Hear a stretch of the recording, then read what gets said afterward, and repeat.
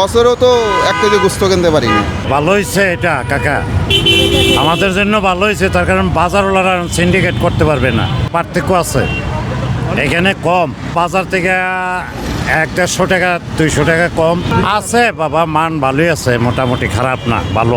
সব সময় থাকলে আমাদের জন্য সুবিধা, সাধারণ মানুষের জন্য। উদ্যোগটা খুবই সুন্দর উদ্যোগ, নিম্নবিত্ত এবং মধ্যবিত্ত লোকের জন্য অনেক সুবিধা হবে, কারণ এই অব্যাহত পুরা রমজান মাসটা যদি অব্যাহত থাকে তাহলে অনেক সুবিধা হবে। এখান থেকে যে মালগুলি নেওয়া হয় 200 থেকে 300 টাকা অনেকের সেভ হয়।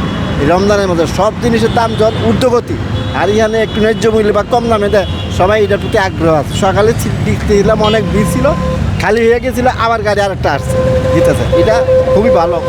এখানে গরুর মাংস নিতে আসছি, দুধ নিতে আসছি। এখানে দেখলাম যে দাম কমে আছে, অন্যান্য জায়গায় তো 800 টাকা কেজি গরুর মাংস, আমরা তো আর খাইতে পারি না, রিক্সা চালাই, অত সম্ভব না 800 টাকা দিয়ে কিনা। এখানে দেখতেছি 650 টাকা কেজি, তো অনেক টাকা বাঁচতেছে না।